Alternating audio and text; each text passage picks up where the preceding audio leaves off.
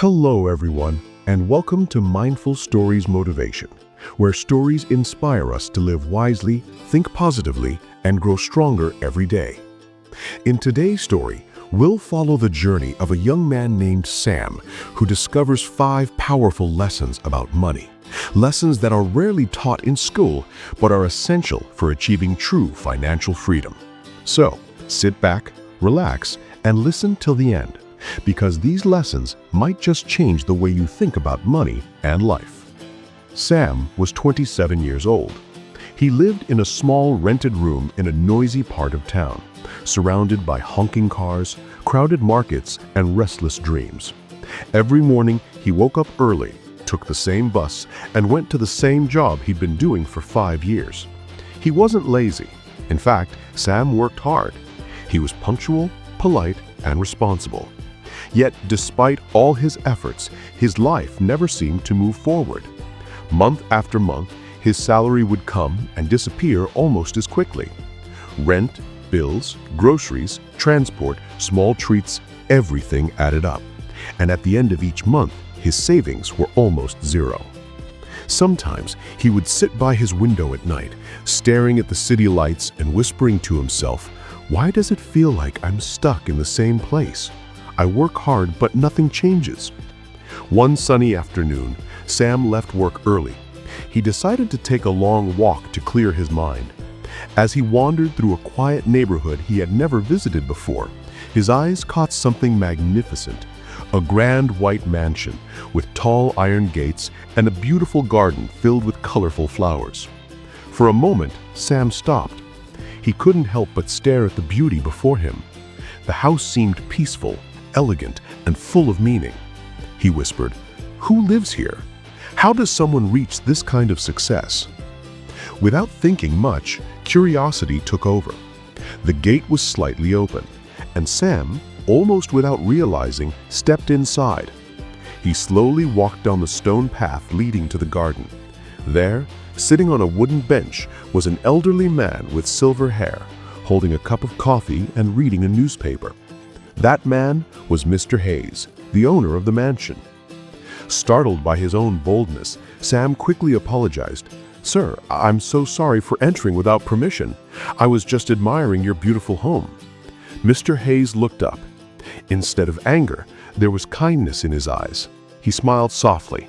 "No harm done, young man. Come, have a seat. You seem thoughtful. What's on your mind?" Sam hesitated, but then sat beside him. "Sir," he began quietly, "I've been working for 5 years. I earn a decent salary, but my life hasn't changed.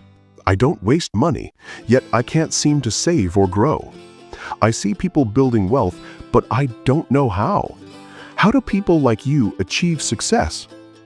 Mr. Hayes set his cup down and smiled again. That's a good question, Sam. Most people work hard, but never learn the principles of money. Wealth doesn't come from luck. It comes from understanding how money works." He leaned back and said, "I'll share with you 5 lessons, principles that no school will teach you, but every successful person knows. If you understand and apply them, your life will never be the same." The first rule, Sam, is simple, but most people fail here. Spend less than you earn. If you can't master this, you'll never become free. It doesn't matter how much you earn. What matters is how much you keep. He picked up a small stone from the ground and held it between his fingers. Let's say you earn $5,000 a month. You should be saving at least $2,000. If you earn $3,000, try to save $1. The numbers don't matter. The discipline does. Avoid the trap of living above your means. Don't borrow for things that only impress others.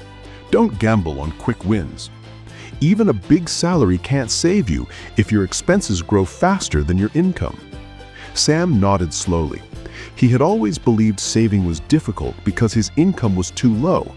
But maybe, he realized, it was more about habits than income. Mr. Hayes continued, "The second rule is to have an emergency fund. Life is unpredictable, Sam. One day your car breaks down, another day your company downsizes. Without savings, you'll have to borrow money. And once you fall into debt, it's hard to climb out. An emergency fund gives you peace of mind. It's your safety net. It's not for vacations or gadgets, it's for survival. He looked at Sam and smiled gently. When something goes wrong, money gives you choices. Without it, you have none. Sam thought of the times he had borrowed from friends just to pay rent or fix a broken phone. He realized how powerless he had felt in those moments, and how a simple fund could have saved him from that stress. Now, Mr. Hayes said, the third rule is to invest in yourself. Most people think investing means buying stocks or real estate, but before any of that, the best investment you can make is in you. If you have a skill, improve it. If you have knowledge, expand it. Learn from those who are better than you. Buy books, take courses, attend workshops. If you're a carpenter, learn how to make better furniture. If you work in customer service, learn communication and leadership. The more valuable your skills, the more the world will pay you. Sam listened carefully.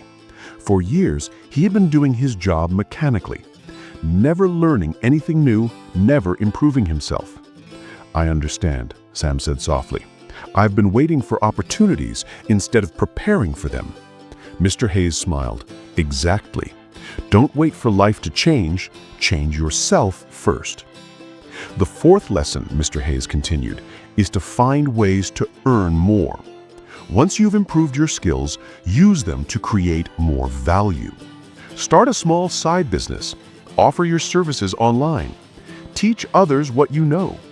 When you stop depending on a single source of income, you stop being trapped by it. At first, it may seem small, maybe a few dollars from freelance work or a weekend project.